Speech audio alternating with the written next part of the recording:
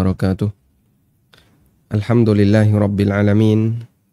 Wassalatu wassalamul atammanil akmalani ala al-mab'uthi rahmatan lil alamin. Wa ashhadu an la ilaha illallah wahdahu la syarikalah. Wa ashhadu anna Muhammadan abduhu wa rasuluh sallallahu alaihi wa ala alihi wa sahbihi wa sallama tasliman katsira. Thumma amma ba'd. Alhamdulillah, kita memuji syukur kehadirat Allah Azza wa Jal. Kembali kita melanjutkan pelajaran rutin kita membahas buku tafsir salat. Di kesempatan kali ini kita akan membaca mulai halaman 42. Bagi Anda yang memiliki bukunya, silahkan dibuka halaman 42. Macam-macam sunnah tanawwu. Kemarin sudah kita sampaikan, sunnah tanawwu adalah sunnah yang diajarkan oleh Nabi SAW secara beragam. Dan secara umum kita dianjurkan untuk mengerjakannya secara bergantian. Sunnah tanawwu dalam salat ada 3 macam. Dan ini kami simpulkan dari buku At-Tanawwu'ul Masyru' fi Sifatis Salah, karya Syekh Sulaiman bin Umar As-Sunaidi. Pertama, sunnah tanawwu yang hanya bisa dikerjakan salah satu saja, namun secara bergantian. Misalnya cara takbiratul ihram antara setinggi pundak dengan setinggi telinga. Mungkin dipraktekkan satu tangan setinggi pundak. Tidak mungkin dipraktekkan satu tangan setinggi pundak, satu tangan setinggi telinga. Sehingga tidak mungkin seperti ini ya. Nabi SAW pernah mengajarkan. Beliau mengangkat tangan kadang setinggi pundak, kadang setinggi telinga. Gak mungkin ini digabungkan kayak gini. Demikian pula bacaan iftitah, yang di sana ada aneka macam doa, diamalkan salah satu namun secara bergantian. Sehingga kita praktekkan sunat tanawwu ini secara bergantian, kadang sejajar dengan pundak, kadang sejajar dengan telinga. Kemudian doa iftitah juga demikian. Kita praktekkan secara bergantian. Kadang kita membaca Allahumma ba'id baini wa baina khatayaya kama ba'adta bainal masyriqi wal maghrib. Kadang kita membaca Subhanakallahumma wa bihamdika wa tabarakasmuka wa ta'ala jadduka wa la ilaha ghairuka. Dan kadang kita membaca doa yang lainnya. Yang kedua adalah sunnah tanawwu yang bisa digabungkan. Seperti doa sebelum salam. Nabi SAW mengajarkan beberapa doa sebelum salam. Dan itu semuanya bisa digabungkan dalam sekali salat. Misalnya, beliau membaca doa Allahumma hasibni hisabai yasira. Beliau juga membaca doa Allahumma a'inni ala dzikrika. Beliau mengajarkan doa Allahumma a'inni ala dzikrika wa syukrika wa husni ibadatik. Beliau juga mengajarkan doa Allahumma inni a'udzubika min adzabi jahannam wa min adzabil qabri wa min fitnatil mahya wal mamat. Beliau juga mengajarkan doa Allahumma inni a'udzubika minal ma'sami wal maghram. Nah, itu bisa digabungkan. Yang ketiga, sunnah tanawwu yang dikerjakan kadang-kadang. Seperti membaca surat di rakaat ketiga dan keempat, atau mengangkat tangan ketika hendak sujud. Umumnya Nabi SAW tidak melakukannya. Sehingga untuk rakaat ketiga dan keempat, Rasulullah SAW hanya membaca Fatihah dan beliau tidak membaca surat setelah Al-Fatihah. Namun terkadang Nabi SAW melakukannya. Sehingga yang sesuai sunnah adalah kita amalkan namun sifatnya hanya sesekali. Artinya bukan sesuatu yang rutin. Termasuk diantaranya mengangkat tangan ketika hendak sujud. Rasulullah SAW ketika hendak sujud, jadi selesai i'tidal, sami Allahu liman hamidah, Rabbana walakal hamdu, Allahu Akbar. Ketika hendak sujud, Nabi SAW mengangkat tangan terlebih dahulu. Sehingga sekali lagi, yang seperti ini bisa diamalkan namun sifatnya sesekali. Nah, contoh yang lain adalah duduk iqa' ketika duduk di antara dua sujud. Dan kemarin sempat kita sebutkan tentang duduk iqa' yang bentuk duduknya seperti ini ya. Coba kita tampilkan. Duduk iqa'. Jadi dua tumit diduduki. Bisa share screen. Nah, kita tunggu share screen.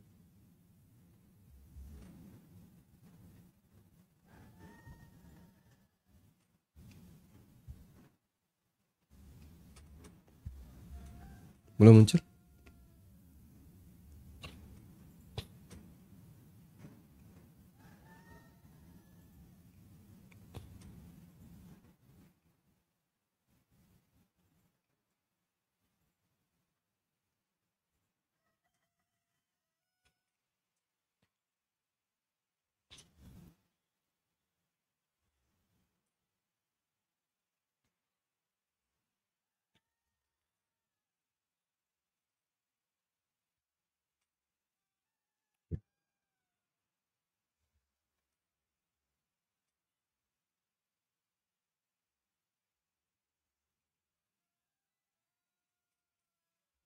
Sebentar.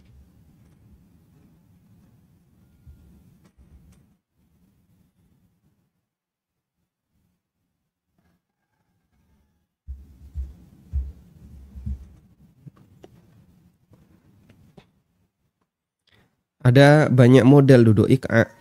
Ada duduk iqa' yang dilarang dan ada duduk iqa' yang disyariatkan. Makanya di sini tertulis al-iqa' al-masyru'. Duduk iqa' yang disyariatkan.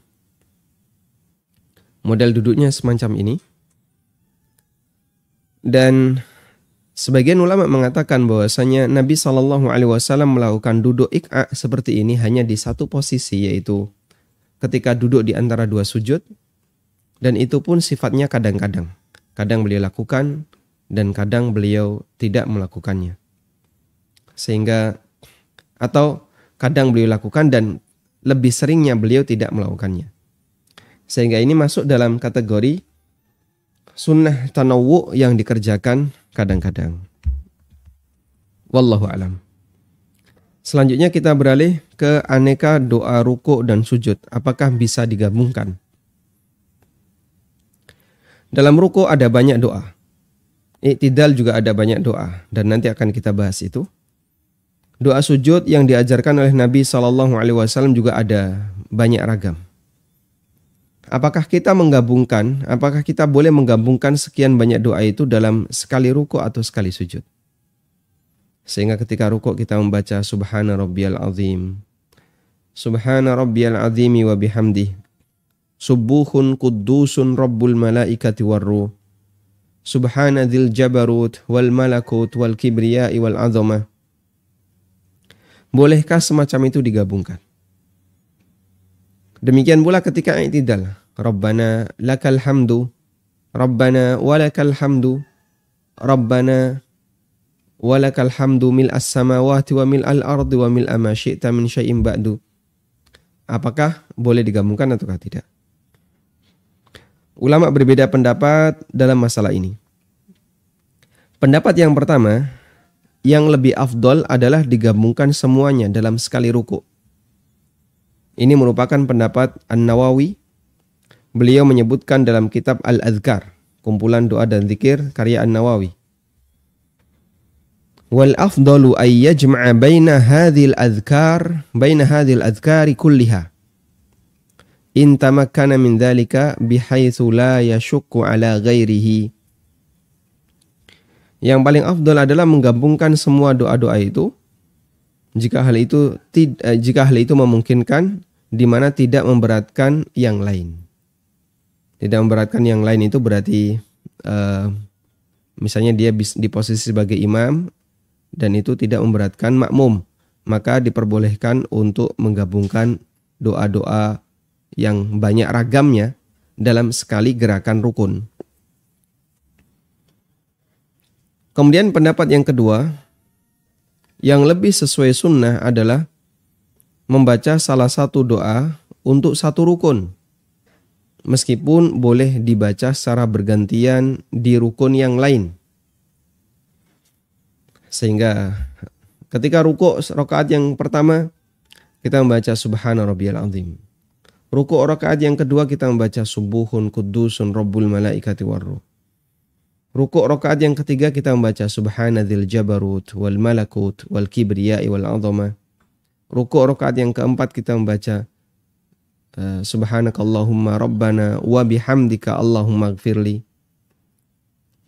Sehingga dibaca secara bergantian dan masing-masing dibaca hanya sekali. Rukun ini dibaca sekali, rukun ini dibaca sekali. Ini merupakan pendapat Siddiq Hasan Khan. Beliau menyatakan dalam kitab Nuzulul Abrar, ya'ti marratan bihadhihi wa bitilka ukhra wa la ara dalilan 'alal jam'i wa qad kana Rasulullah sallallahu alaihi wasallam la yajma'uha fi raqnin wahid bal yaqulu hadha marratan wa hadha marrah.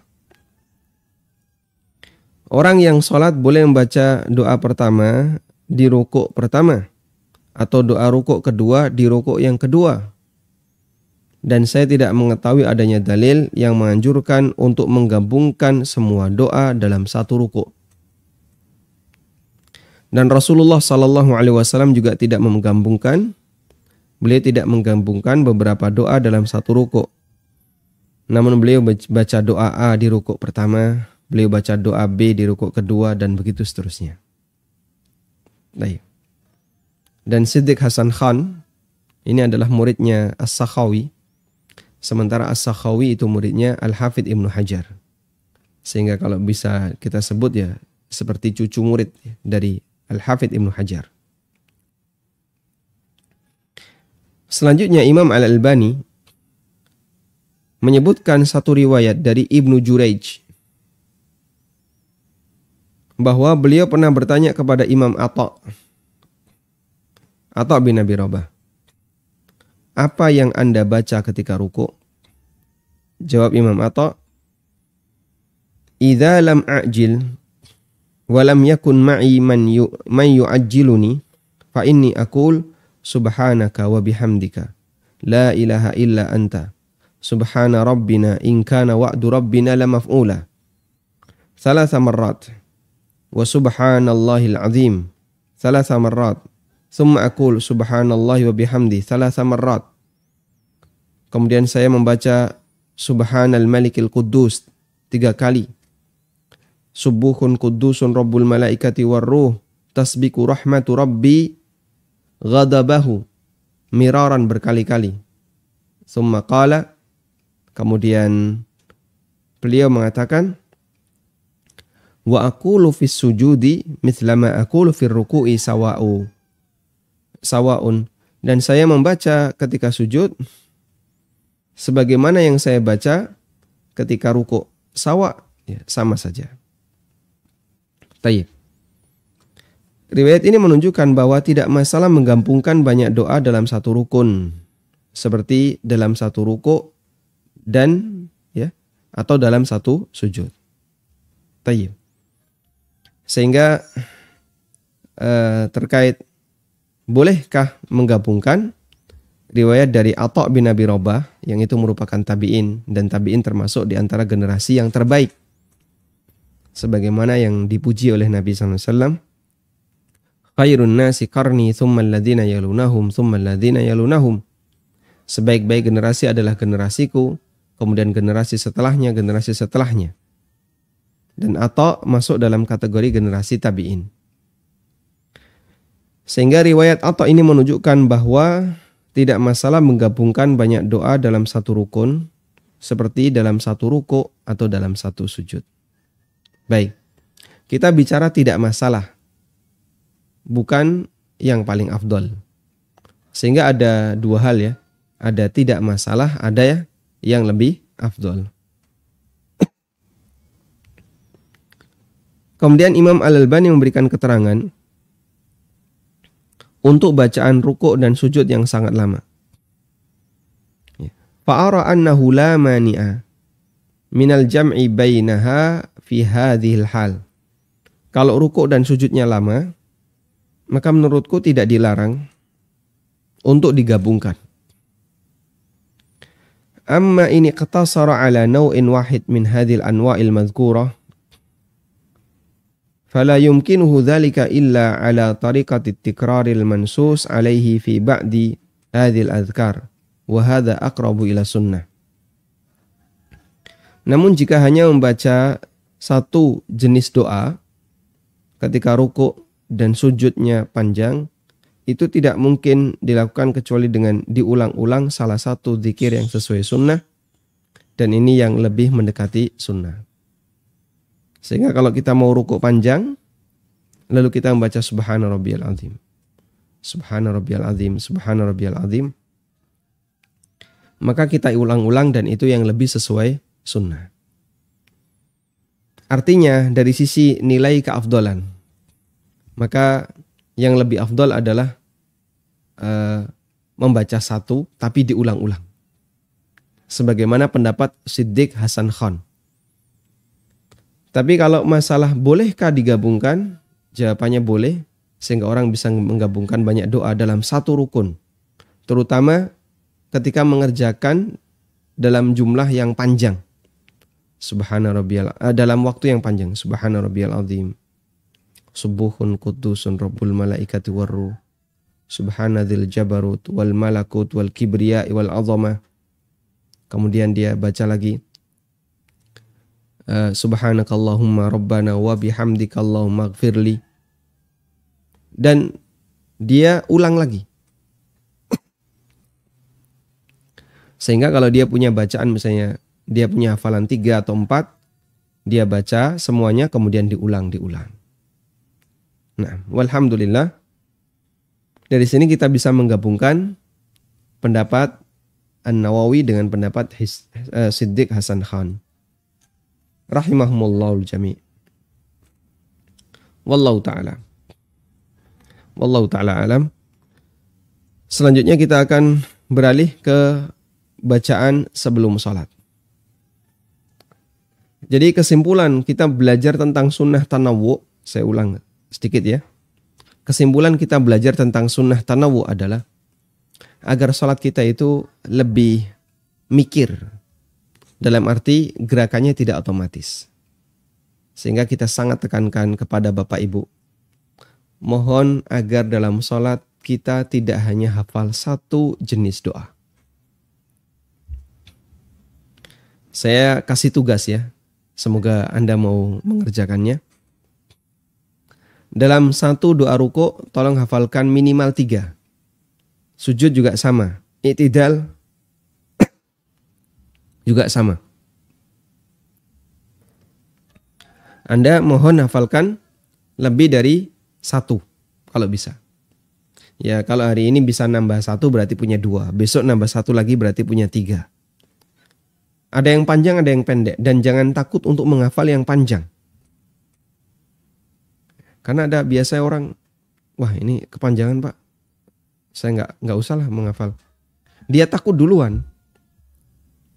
Padahal sepanjang-panjangnya doa itu paling ya cuman 2 baris, 3 baris. Jadi jangan takut menghafal doa-doa itu. Silakan Anda hafalkan, insya Allah akan memberikan kebaikan ya. Karena nanti kita ketika sholat bisa tadi secara bergantian. Tayyib. Bismillah.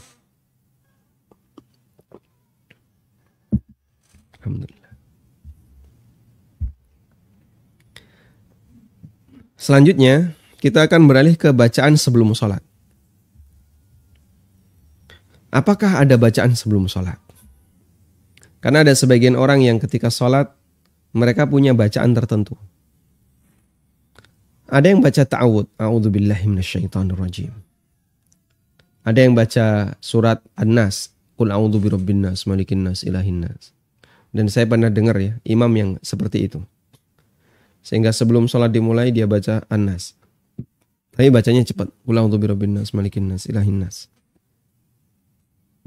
Ada yang baca bismillah. Bismillah, Allahu Akbar. Ada juga yang mengeraskan bacaan niat. Usolli fardhu dhuhri. Ya. Saya niat sholat wajib zuhur. Dan aneka bentuk-bentuk bacaan yang lainnya. Sekarang kita akan baca sebuah hadis yang ini barangkali bisa kita jadikan sebagai hakim dalam masalah ini. Dalam hadis tentang orang yang sholatnya salah. Ada orang yang sholatnya salah lalu dia minta diajari oleh Nabi SAW. Orang itu mengatakan, Walladhi ba'athaka bilhaq, ma uhsinu ghairahu fa'allimni. Demi Allah, zat yang telah mengutusmu dengan kebenaran. Saya tidak bisa sholat lebih baik dari itu. Karena itu ajari saya. Kemudian Nabi SAW mengajarkan, Idza qumta ila sholati fakabbir, thumma qra' ma tayassara ma'aka minal Qur'an. Apabila kamu sudah siap untuk sholat, fakabbir, maka segera takbir. Kemudian baca surat dalam Al-Quran yang kamu hafal. Hadisnya muttafaqun alaih, riwayat Bukhari Muslim. Sehingga Anda bisa perhatikan di sini Rasulullah Shallallahu Alaihi Wasallam beliau tidak membaca doa apapun dan tidak mengajarkan bacaan doa apapun sebelum sholat. Dalam hadis lain dari Wa'il bin Hujr radhiyallahu anhu, beliau menceritakan cara sholat Nabi Shallallahu Alaihi Wasallam. Kata Wa'il, La anzuranna ila salati Rasulillahi Shallallahu Alaihi Wasallam kaifa yusalli.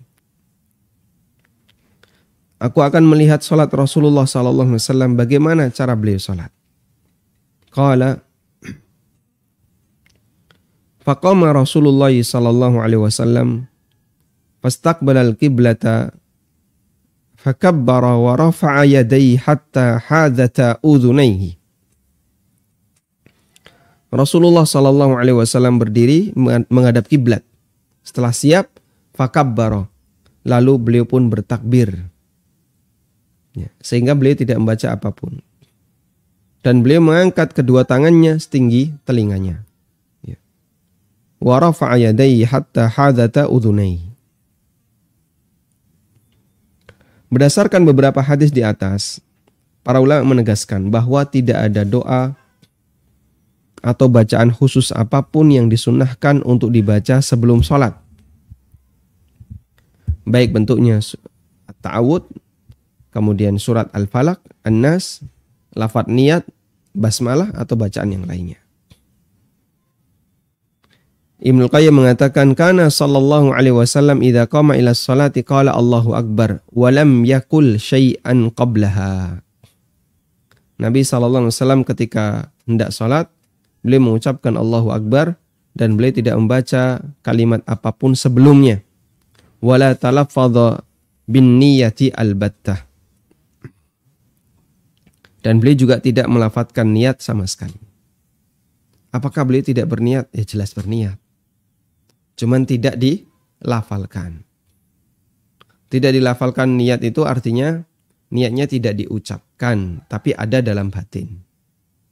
Karena pada asalnya niat itu ada di mana? Di hati. Bukan di lisan. Demikian pula yang difatwakan Lajnah Daimah ketika ditanya mengenai bacaan sebelum takbiratul ihram sesudah iqamah. Lalu jawaban dari Lajnah Daimah, la na'lamu du'aan masyru'an ba'dal iqamati wa qabla takbiratil ihrami. Lakinil masyru'u ay yaqula mithla ma yaqulul muadzin fi iqamatihi. Kami tidak mengetahui adanya doa khusus yang disyariatkan untuk dibaca setelah iqamah sebelum takbiratul ihram.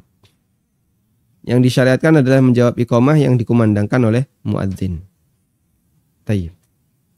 Sehingga tidak ada bacaan apapun sebelum memulai salat. Nah. Tapi Pak, ini kan dalam rangka untuk berdoa agar kita dijaga dan dilindungi dari setan. Kalau masalah niat kita tidak mencela. Kami sangat yakin orang yang sebelum sholat dia membaca a'udzubillahi minasyaitonirrajim, itu tujuannya biar nggak diganggu setan.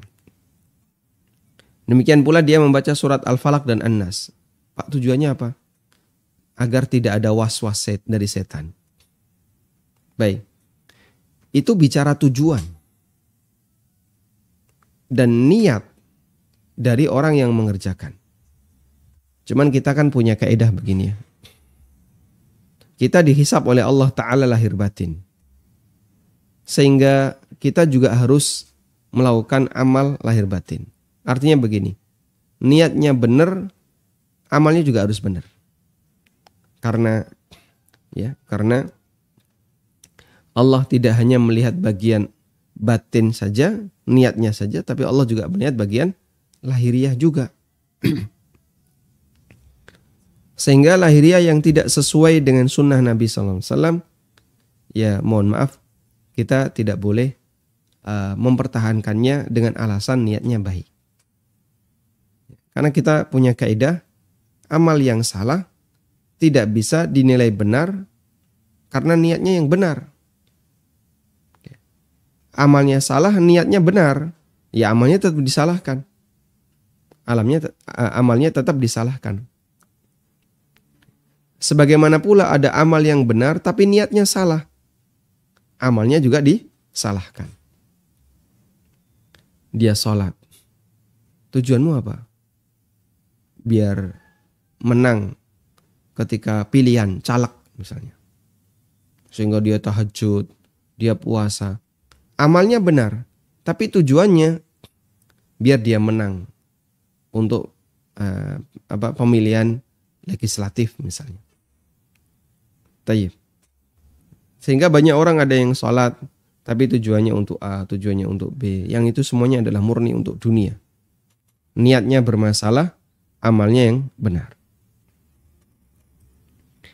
Kesimpulan dari keterangan di atas adalah tidak ada bacaan maupun doa khusus yang disunnahkan untuk dibaca sebelum takbiratul ihram. Wallahu a'lam. Selanjutnya, bolehkah berdoa sebelum takbiratul ihram?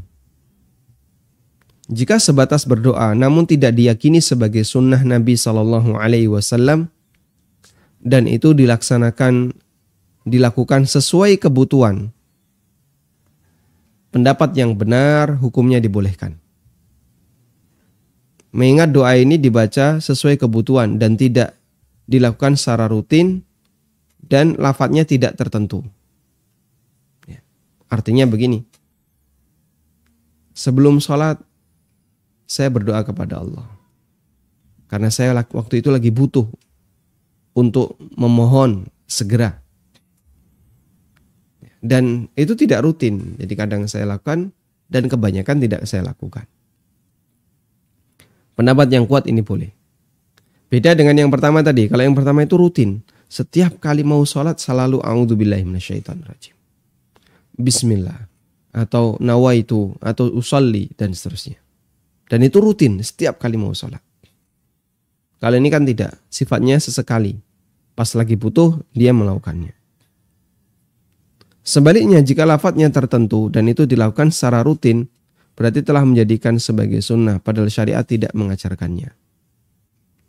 Al-Mardawi, salah satu ulama madhab Hambali, menyebutkan riwayat dari Imam Ahmad dalam kitabnya Al-Insaf. Laisa ba'dal iqamati wa qabla takbiri du'aun masnunun nussa alaihi. Setelah qomat dan sebelum takbir tidak ada doa yang disyariatkan, tidak ada doa yang dianjurkan. Nussa alaihi, dan ini berdasarkan keterangan Imam Ahmad. Wa anhu annahu kana yad'u bainahuma wa yarfa'u yadayhi. Dan diriwayatkan dari Imam Ahmad bahwa beliau pernah berdoa antara adzan dan takbiratul ihram, yarfa'u yadayhi, bahkan beliau mengangkat tangan.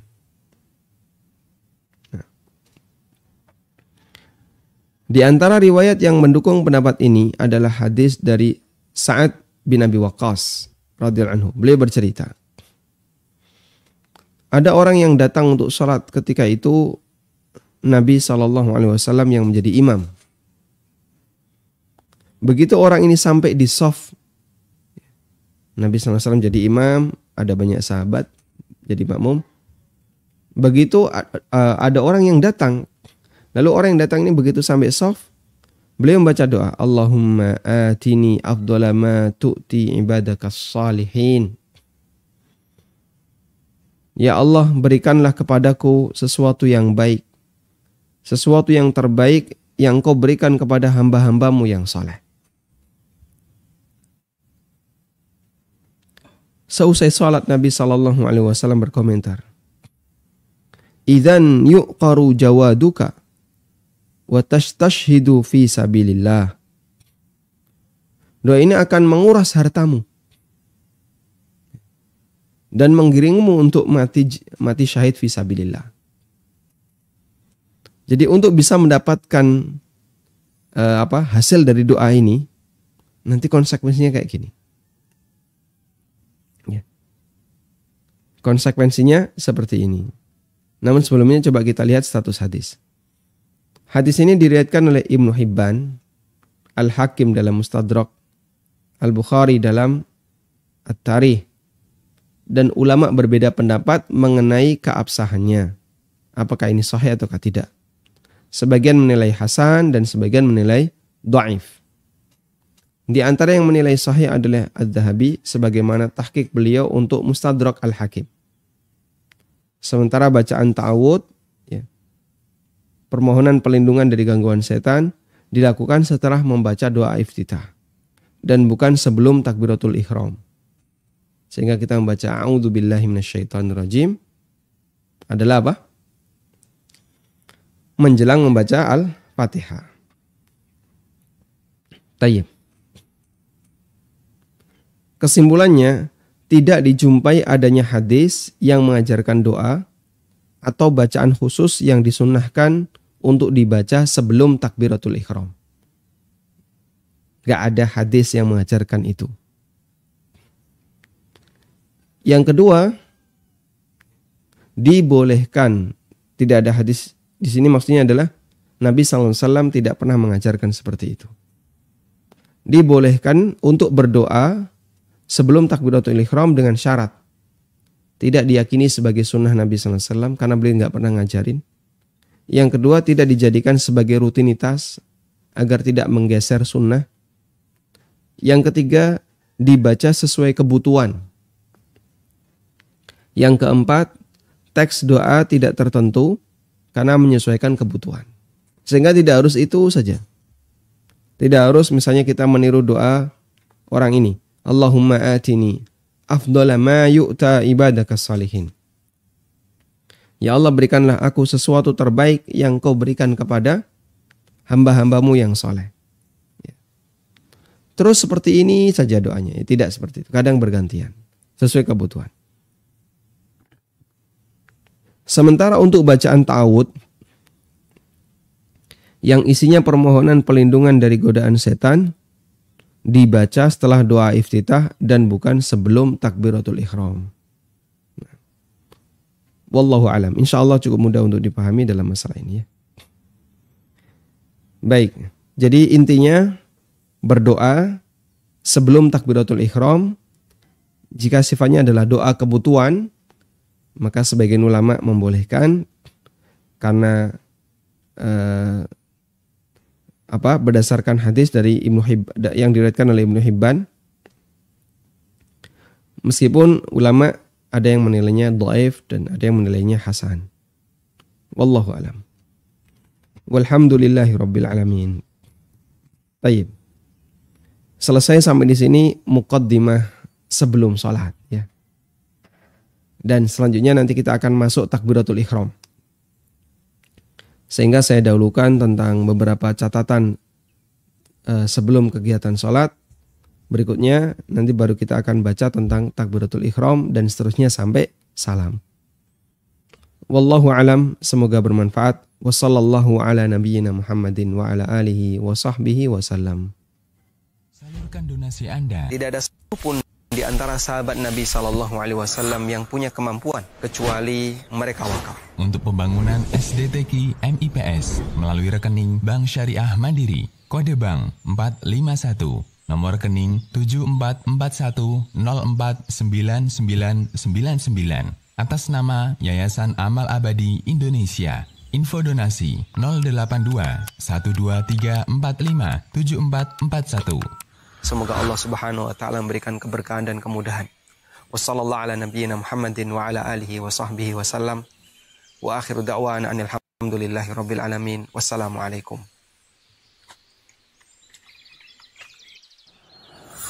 Selanjutnya kami persilahkan bagi Anda yang mau bergabung. Baik, silahkan. Assalamualaikum. Waalaikumsalam warahmatullahi. Silahkan. Ya, saya ingin bertanya. Saya baru melahirkan sesar, kemudian 2 minggu darah nifas berhenti. Tapi sebelumnya saya nggak menyangka kalau darah nifasnya secepat ini. Karena pengalaman 2 anak sebelumnya darah nifas itu 10 mili. Setelah darah nifas di 2 minggu itu, saya tidak langsung mandi. Saya tidak langsung mandi besar. Tapi tunggu sehari dulu, kok nggak keluar-keluar lagi. Akhirnya setelah sehari berhenti, baru saya mandi. Nah, haruskah saya mengkodok sholat sehari saya itu? Ya. Berarti ada waktu sehari di mana Anda tidak keluar darah tapi nggak sholat ya? Iya, karena saya menyangkakan keluar lagi. Siap. Iya, syukran. Syukran. Assalamualaikum. Waalaikumsalam warahmatullahi. Nah, tentang batasan waktu nifas memang ulama khilaf. Namun pendapat yang lebih kuat adalah 40 hari. Sebagaimana disebutkan dalam sebagian hadis, kanan nufasa'u fi zamanin Nabi sallallahu alaihi wasallam tajlisu arba'ina yauman. Para wanita nufasa, wanita yang nifas di zaman Nabi sallallahu alaihi wasallam, mereka duduk dalam arti tidak melakukan salat selama 40 hari. Namun para ulama mengatakan illa antara tuhra, kecuali kalau wanita itu melihat darah itu terhenti suci. Sehingga para ulama mengatakan begini. Rentang nifas maksimal 40 hari. 40 hari ini rentang maksimal. Andaikan dalam rentang maksimal itu ada waktu suci, sehingga terjadi darah selama 2 pekan suci, terus putus, nah, kemudian muncul lagi, di akhir muncul, terus seperti ini misalnya. Maka saat putus ini terhitung sebagai waktu suci. Ini suci. Dan karena suci, maka wajib sholat. Kalau Ramadan ya wajib puasa Ramadan.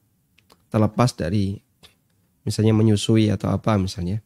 Kok dia kuat untuk tetap puasa meskipun dalam kondisi menyusui, dia puasa. Intinya sebagaimana wanita suci. Selanjutnya, ketika melebihi dari batas 40 hari, maka maksimal di sini. Nah, ini masa nifas. Baik. Selanjutnya sisanya ini apa? Kalau ada sisa seperti ini. Sisa ini ya, jika bertepatan dengan kebiasaan haidnya, maka dihitung haid. Ada 2 kemungkinan, antara haid ataukah istihadah. Ya. Sehingga nanti tetap tidak boleh sholat ketika dia bertepatan dengan waktu haidnya. Wallahu alam. Lalu bagaimana jika sudah suci? Anda misalnya di sini ya, sudah suci tapi tidak melaksanakan sholat karena masih ragu misalnya. Di rentang 40 hari. Karena masih ragu di sini misalnya. Anda sudah suci tapi nggak sholat. Anda meninggalkan sholat ini karena bukan karena malas, bukan karena menolak untuk sholat, tapi karena masalah keraguan. Dan ketika orang itu ragu, maka dia disejajarkan sebagaimana mereka yang lupa atau yang ketiduran. Setelah dapat pemahaman bahwasanya ini harus sholat, maka Anda harus qadha. Sehingga sejak Anda tahu ini, sejak mendengarkan apa yang saya sampaikan ini, silakan ibu qadha secara berurutan, sesuai dengan urutan sholat. Sejak kapan suci, kemudian terus seperti itu diqadha ya, untuk sholat selama sehari. Wallahu a'lam.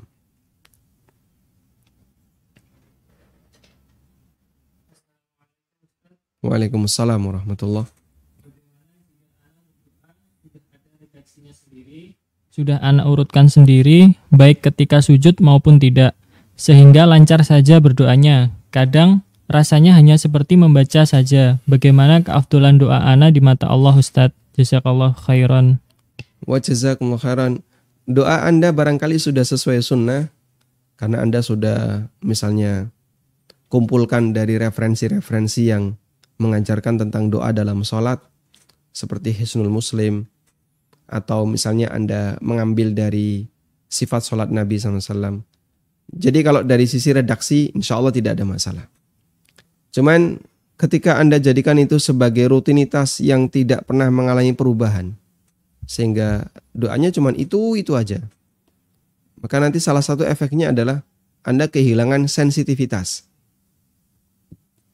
Nah, kalau sudah kehilangan seperti itu, kadang ketika kita sholat, gerakannya tercenderung otomatis. Begitu ruku selalu ini, begitu sujud selalu itu.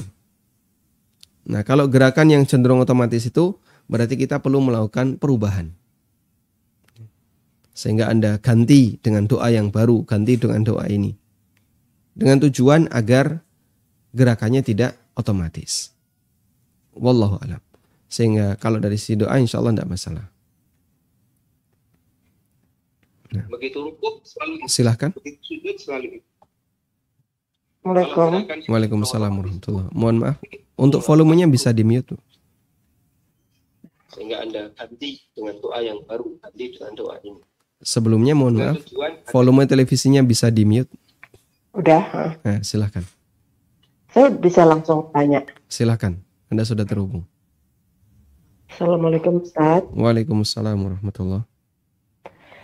Saya bisa sholat dengan berdiri, dengan ruku, dengan sujud. Tetapi ada masalah ketika mau turun ruku, itu kakinya sakit. Begitu juga ketika mau bangun, mau rakaat kedua, itu terasa sakit juga kakinya. Yang saya tanyakan di sini, bagaimana saya harus sholatnya? Apakah saya sholat dengan duduk? Saya berdiri lalu sujudnya duduk, atau saya sholatnya duduk agar bisa ruku dan sujud. Baik. Demikian. Barakallahu. Terima kasih. Sakitnya, mohon maaf Ibu, apakah kalau dipakai sampai berbahaya? Sakitnya di lutut Ustaz. Maksud saya ketika Ibu paksakan itu berbahaya tidak? Ya sakit aja Ustaz. Sakit ya? Iya. Baik. Ya Ustaz, terima kasih. Barakallahu fikum. Allah Subhanahu wa taala memberikan kita kaidah dalam beramal. Fattaqullaha mastata'tum. Bertakwalah kepada Allah semampu kalian. Nabi SAW juga perintahkan dalam sebuah hadis, "Wa ma amartukum bi syai'in fa'tu minhu mastata'tum." Perintah apapun yang aku berikan kepada kalian, fa'tu minhu mastata'tum, maka lakukanlah perintah itu semampu kalian. Sehingga kita dalam masalah beramal disyariatkan untuk melakukannya semampunya.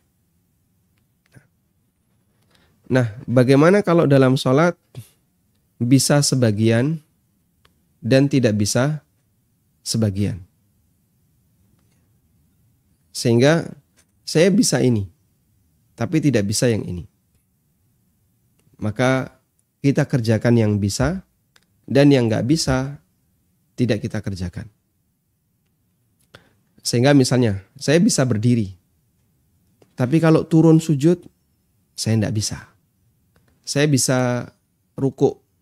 Tapi kalau misalnya mau bangkit dari ruku, saya tidak bisa, keberatan. Maka gunakan kaidah tadi, fattaqullaha mastata'tum.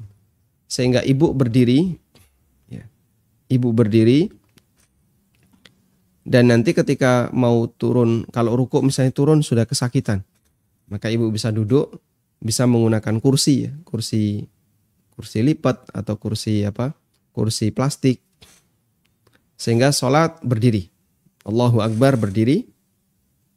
Lalu ketika mau turun ruku, duduk, lalu ruku sambil isyarat Allahu Akbar. Ya. Kemudian i'tidal, jika bisa berdiri silahkan berdiri, kalau tidak bisa ya i'tidal sambil duduk.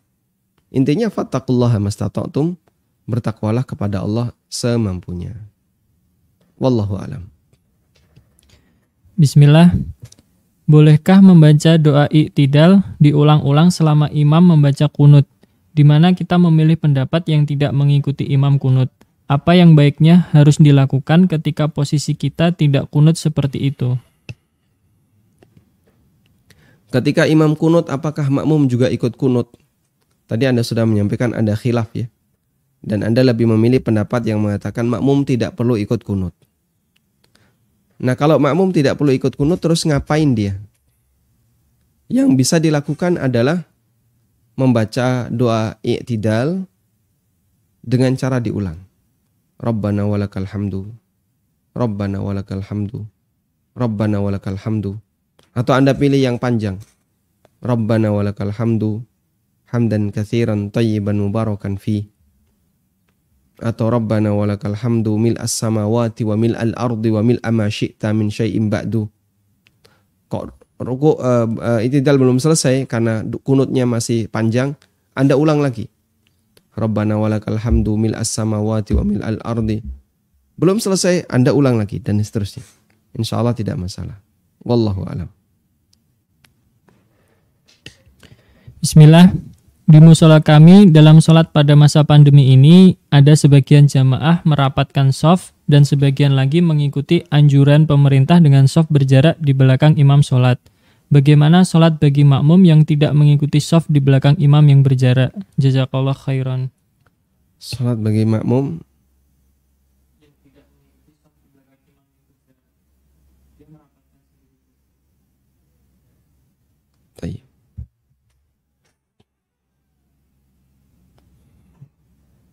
wallahu a'lam. Saya tidak tahu, ya. Tapi insya Allah sholatnya sah selama dia tidak sholat sendirian di belakang shaf, sehingga artinya kawan kanan kirinya ada. Namun apakah dia meninggalkan satu yang wajib ataukah tidak? Wallahu a'lam. Saya tidak tahu. Assalamualaikum warahmatullahi wabarakatuh. Waalaikumsalam warahmatullahi wabarakatuh. Selama pandemi, kapasitas masjid berkurang. Akibatnya banyak jamaah yang tidak tertampung. Bolehkah sholat isya dan sholat tarawih dilakukan 2 gelombang? Jadi ada 2 kali sholat berjamaah.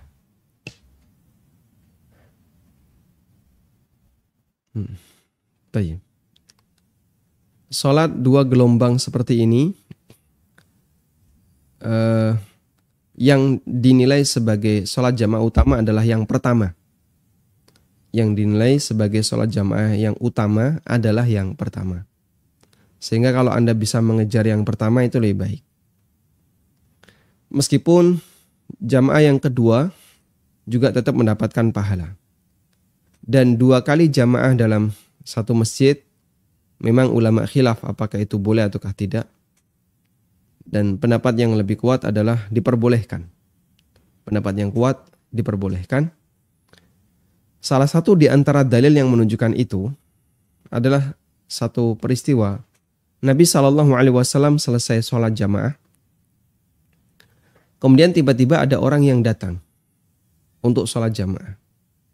Lalu Rasulullah SAW meminta kepada sahabat, siapa yang mau bersedekah kepada orang itu? Yang dimaksud sedekah di sini adalah dia menjadi partner jamaah orang tadi. agar orang yang baru datang ini tetap mendapatkan pahala sholat berjamaah. Lalu ada salah satu yang mau kemudian jadi partner jamaah orang ini. Berarti ada sholat jamaah pasca sholat jamaah. Dan Nabi SAW bahkan yang mengizinkan hal itu. Maka insya Allah wallahu ta'ala alam, pendapat yang lebih mendekati adalah diperbolehkan untuk melaksanakan sholat jamaah yang kedua setelah sholat jamaah yang pertama. Nah, baik, silahkan. Assalamualaikum Ustaz. Waalaikumsalam warahmatullahi. Ustaz, ini mau meminta nasihatnya Ustaz. Jadi mengenai khusyuk sholat ini Ustaz, saya setelah mencoba untuk menjalankan apa yang sudah Ustaz kasih tahu Ustaz, itu ada masalah di kecepatan gitu. Ada masalah di apa? Kalau kecepatan Ustaz, jadi saya jadi lebih lambat gitu sholatnya. Nah, ini masalahnya ketika sholat berjamaah gitu Ustaz. Kalau saya jadi makmum, saya jadi sering terlambat ngikutin imamnya. Kalau jadi imam, rasanya mungkin saya jadi terlalu lama gitu Ustaz. Itu mau nasihatnya Ustaz, apa yang harus lakukan ketika dalam posisi berjamaah gitu Ustaz. Ya. Yang kedua Ustaz, gini Ustaz, pernah ada kejadian waktu rakaat ketiga di sholat Isya, itu qadarullah saya setelah sujud yang kedua melakukan posisi untuk tasyahud awal lagi karena waktu itu sempat lupa. Waktu baru mulai tasyahud, makmum saya mengingatkan dan saya teringat. Jadi saya langsung berdiri lagi untuk mulai rakaat keempat. Nah, pertanyaan Ustaz, apakah ketika ingat itu sebelum salam harus juga untuk sujud sahwi gitu Ustaz? Baik. Mungkin itu aja Ustaz. Jazakallahu khairan. Barakallahu fikum. Wa jazakumullahu khairan. Ingin berusaha untuk salat khusyuk tapi jadinya sangat lambat. Ya kalau sangat lambat yang dimaksud itu adalah karena pengaruh was-was, itu barangkali keliru ya. Saya pernah melihat ada orang yang dia sholatnya kena was-was. Itu 2 atau 3 kali saya lihat di tempat yang berbeda ya. Barangkali Bapak Ibu juga sering melihat orang seperti itu. Allah gagal. Allah gagal. Berkali-kali dia. Lalu saat membaca Fatihah juga sama ternyata. Bismillah. Jadi untuk mengucapkan Bismillah itu saya perhatikan karena saya sudah selesai sholat, saya perhatikan mulutnya. Alhamdulillah. Yang paling susah itu saat dia mengucapkan ghairil magh, itu sampai mulutnya di mencong-mencong ke kanan ke kiri. Saya merasa kasihan dengan orang ini karena kita tidak kenal ya. Akhirnya saya minta nomor HP, Pak, boleh saya minta nomor HP. Kemudian saya kirimi sebuah artikel. Setelah kita berpisah, saya kirimi sebuah artikel. Mohon dipelajari Pak, barangkali bermanfaat. Jadi bukan dalam rangka untuk apa ya, untuk menganggap sholatnya itu sia-sia, tidak. Cuman sholat kayak gini kasihan sekali orangnya. Ini was-was setan. Ini was-was setan. Ya kalau mau khusyuk ya nggak begitu-begitu banget gitu ya. Kita berusaha khusyuk dengan cara proporsional. Bukan dengan cara takalluf seperti itu, memaksa-maksakan diri. Ingin membaca 100% maksimal, padahal sebenarnya itu adalah was-was setan. Dan itu jadinya bacaannya jadi rusak. Karena jadi dia berulang-ulang gitu. Berulang-ulang. Untuk membaca kalimat Alhamdulillahi Rabbil Alamin, dia baca secara berulang-ulang.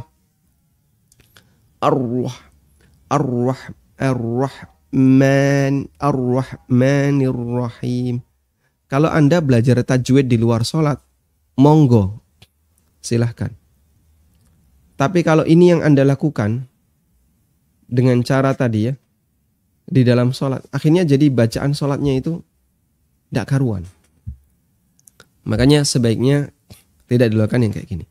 Tapi kalau proporsional, Alhamdulillahirabbil alamin, Ar-Rahmanir Rahim, sehingga kita membaca sambil melakukan perenungan ringan. Insya Allah tidak masalah.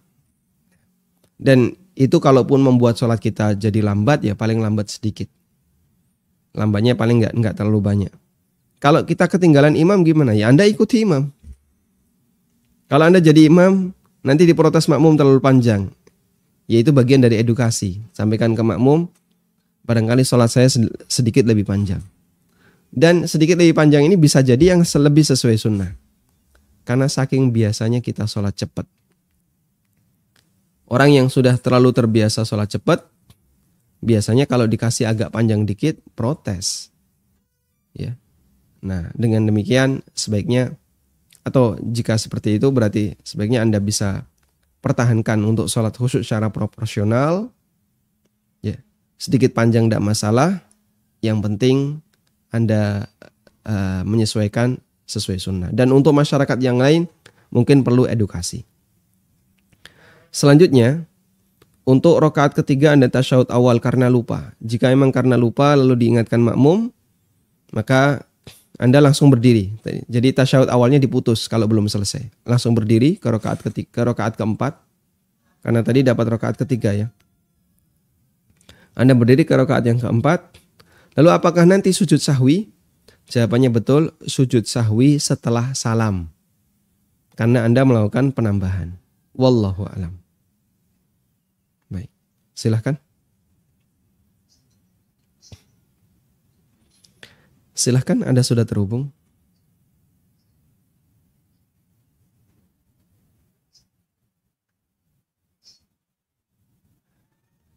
Assalamualaikum.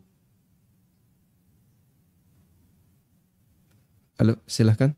Putus ya. Baik. Assalamualaikum Ustadz. Waalaikumsalam warahmatullahi. Mohon penjelasan apakah bacaan ta'awudz dibaca hanya setelah doa iftitah atau setiap sebelum membaca Al-Fatihah? Nanti insya Allah kita bahas itu. Ada khilaf di antara ulama. Dan insya Allah kita bahas itu. Nah. Baik, silahkan. Oh, bisa masuk ini, Pak Ustadz. Sudah masuk Ibu, silahkan. Ya. Tapi ini lagi ngomong Ustadz Aminah. Karena ada delay. Mohon untuk ya. televisinya dikecilkan volumenya. Ya. Ini di luar tema boleh ya, Pak ya? Silahkan. Ini dari mana ini? Waalaikumsalam. Dari Aceh ini, Pak. Waalaikumsalam warahmatullahi. Silakan, Pak. Ustadz begini, misalnya ada yang membeli rumah saya, dia mau meminjam uang di bank memakai sertifikat kami. Tapi kalau saya nggak mau terkena dalam masalah riba itu bagaimana caranya Ustadz? Cara solusinya? Saya nggak mau ikut gitu, maksudnya dengan dia minjam-minjam ke bank itu nggak mau ikut saya. Bagaimana caranya? Saya nggak tahu Ustadz. Masya Allah. Nah, baik, cukup Ibu. Apa dibolehkan apa tidak Ustadz? Barakallahu fikum. Baik, cukup.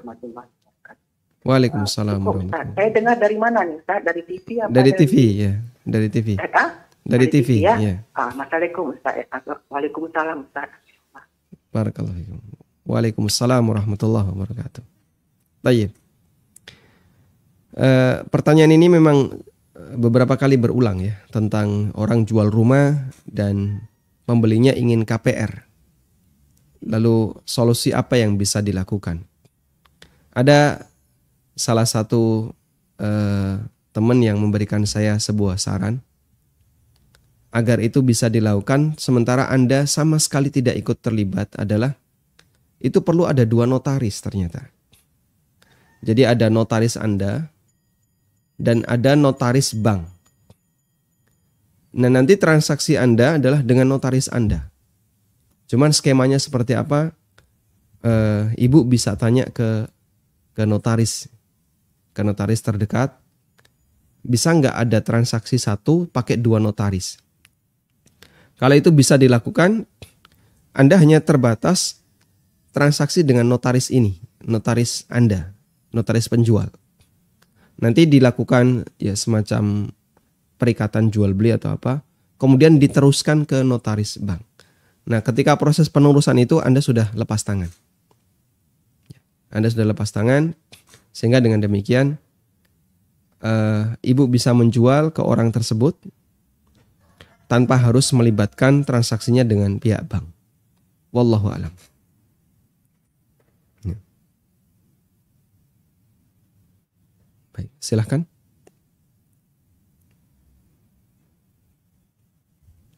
Silahkan, Anda sudah terhubung.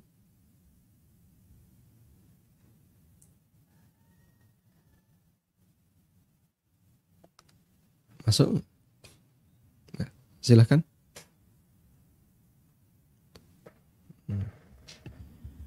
Assalamualaikum warahmatullahi wabarakatuh. Waalaikumsalam warahmatullahi Ustadz, wabarakatuh. apakah tidak melipatnya jari kaki ketika duduk di antara dua sujud tetap sah sholatnya? Karena saya sering sholat di belakang imam yang sholatnya seperti itu. Tidak melipat jari kaki ketika sujud.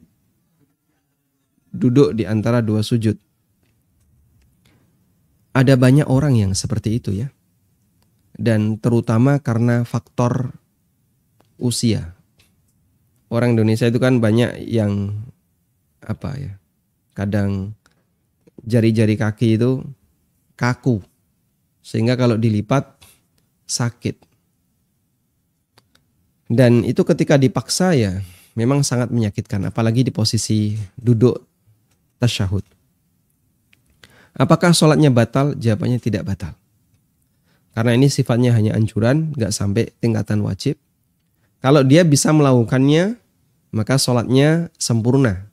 Karena bagian yang sunnah juga dia kerjakan. Tapi kalau dia nggak bisa melakukannya, ya semoga jadi uzur jika memang dia nggak sanggup untuk melakukannya. Dan kalaupun sanggup tapi dia tidak melakukannya, ya insya Allah sholatnya tetap sah karena ini sifatnya hanya anjuran dan tidak sampai derajat wajib. Wallahu a'lam.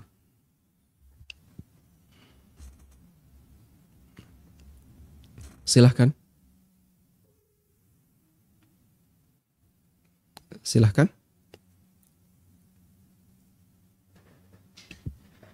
Assalamualaikum warahmatullahi wabarakatuh. Waalaikumsalam warahmatullahi wabarakatuh. Bagaimana sikap kita terhadap imam yang terlalu cepat gerakannya maupun bacaannya, yaitu tidak tumakninah di dalam sholat berjamaah? Apa yang seharusnya dilakukan oleh makmum? Apakah membatalkan sholat tersebut atau tetap mengikuti imam di sholat tersebut? Jazakallah khairan. Wa jazakumullah khairan. Jika imam tidak tumakninah, maka sholatnya batal. Dan orang yang sholatnya batal, maka dia batal jadi imam. Ada kaidah mengatakan, man sahhat sholatuhu sahhat imamatuhu. Orang yang sah sholatnya, maka dia sah jadi imam. Sehingga kalau dia sangat cepat, sampai tidak tumakninah, maka sholatnya batal dan batal pula statusnya jadi imam. Sehingga tidak boleh diikuti. Karena itu, wallahu ta'ala alam, kalau Anda yakin bahwasanya imam Anda sholatnya terlalu cepat dan itu sampai pada tingkatan tidak tumakninah, maka Anda harus mufarokoh. Anda salam atau Anda tinggalkan, bukan salam ya, Anda batalkan sholat Anda, kemudian silahkan sholat sendiri. Kalau di masjid itu sekiranya bisa menimbulkan fitnah, maka Anda bisa pulang ya, untuk sholat di rumah. Kalau ada masjid yang lain yang lebih bagus, untuk jamaah berikutnya Anda pilih masjid yang lain yang sholatnya lebih bagus. Wallahu a'lam. Nah, silahkan. Halo. Silahkan. Assalamualaikum Ustaz.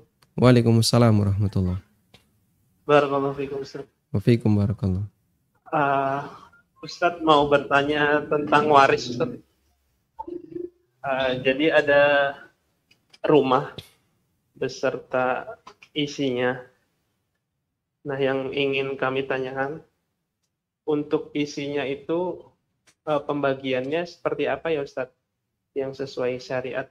Isinya contohnya apa Pak? Perabotan, kursi, kemudian barang pecah belah. Intinya semua isi dalam rumah tersebut Ustadz. Karena itu masuk harta warisan yang ingin kami bagikan. Baik. Nah, ini kami ingin membagi sesuai syariat seperti apa Ustaz? Barakallahu fikum. Cukup, itu Bapak. saja Ustaz, cukup. Jazakumullah khairan Ustaz. Wa jazakumullah. Assalamualaikum warahmatullahi wabarakatuh. Waalaikumsalam warahmatullahi wabarakatuh. Objek warisan itu ada dua kalau kita perhatikan ya. Ada yang liquid dan ada yang non liquid. Ya, sebagaimana umumnya harta. Kalau ini contohnya uang, baik yang tunai maupun yang ada di tabungan, kemudian emas, perak, ya, dan semua turunannya. Nah, yang liquid seperti ini bisa langsung dibagikan karena dia mudah untuk dipecah. Yang non liquid ada yang besar, ada yang kecil. Kalau yang besar, maka dia nanti jadi objek musya. Jadi objek musya. Objek musya itu objek yang dimiliki bersama. Misalnya warisannya berupa tanah, kemudian di situ ada rumahnya, ya. Di dalam tanah ini ada rumahnya, ada kandang sapi, ada kandang kambing misalnya. Karena ini nilainya besar, nggak mungkin bisa dipecah dalam waktu cepat, maka dia ketika sudah dibagikan jadilah objek musya. Kamu di sini punya 1/5, kamu di sini punya 1/7, kamu punya 1/sekian, kamu punya 1/sekian. Sehingga misalnya ada 5 ahli waris yang memiliki objek ini secara bersama. Tapi porsinya beda ya. Yang laki-laki punya sekian, yang perempuan punya sekian. Nah, objek semacam ini disebut dengan objek musya. Nah, untuk yang kecil-kecil seperti perabotan, lemari, kursi, kemudian isi lemari, ada baju-baju, ada apalagi misalnya piring, gelas, dan seterusnya. Itu bagaimana cara membaginya? Kembali kepada kerelaan saja, ya. Sehingga itu dikumpulkan, yang kecil-kecil itu dikumpulkan, lalu ya dikembalikan kepada kerelaan ahli waris. Baik.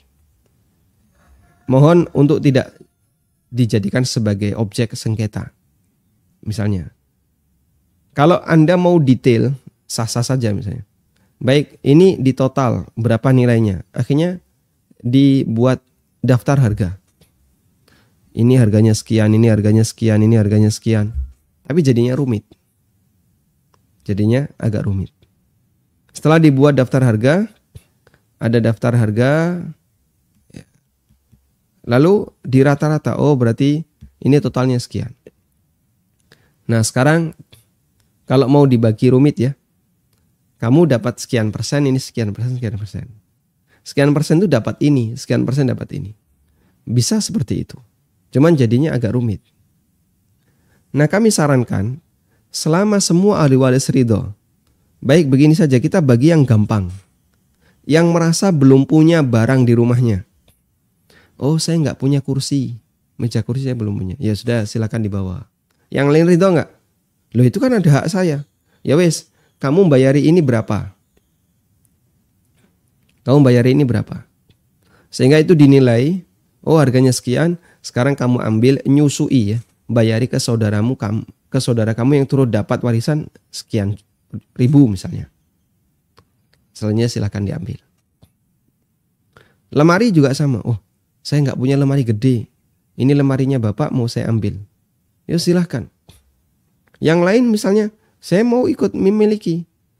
Ya sekarang kongsi, kamu bayari. Yang nanti yang ngambil, bayari yang nggak ngambil.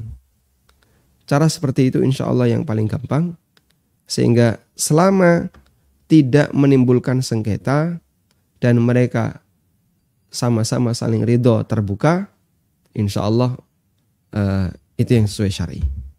Wallahu a'lam.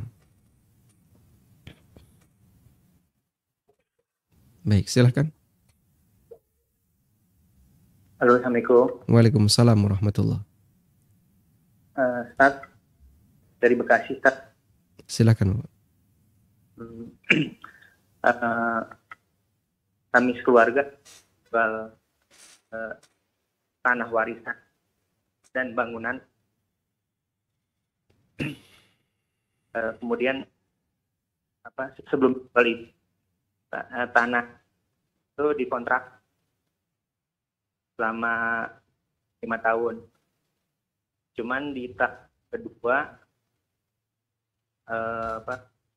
baru berubah akad dijual, Ustaz. Nah, dijual cuman secara kecil. Cuman setelah dicicil dengan syarat dari pembeli dengan waktu 2,5 tahun. Cuman setelah jalan 2,5 tahun dia belum bisa melunasi, Ustaz. Belum bisa melunasi. Nah, terus dia memberi syarat lagi, karena sebelum bisa melunasi saya akan memberikan kompensasi per tahunnya 5%. Nah, itu yang ingin saya tanyakan, Ustaz. Yang saya tahu kan kalau mengasih persentase itu kena riba, Ustaz. Nah, terus ya, pertanyaan yang kedua lagi, dia tetap kontrakan dihitung berjalan, Ustaz. Padahal pada tahun kedua itu dia sudah membeli dengan cara dicicil. Yang saya dengar kan itu satu akad ada 2 jual beli, Ustaz. Baik, mohon maaf Bapak, karena kita di penghujung waktu, saya mohon pertanyaan Bapak ditulis saja. Saya tidak bisa menjawab sekarang. Oh iya. Baik, nanti disampaikan ke pihak admin. Semoga kita bisa bahas di lain waktu, insya Allah. Baik, syukran, barakallahu fikum. Nah, tayyib, demikian yang bisa kita bahas di kesempatan kali ini. Semoga bermanfaat. Wassallallahu ala nabiyyina Muhammadin wa ala alihi wa sahbihi wasallam. Wa akhiru da'wana anilhamdulillahi rabbil alamin. Subhanakallahumma wa bihamdika asyhadu an la ilaha illa anta astaghfiruka wa atubu ilaik. Wassalamualaikum warahmatullahi wabarakatuh.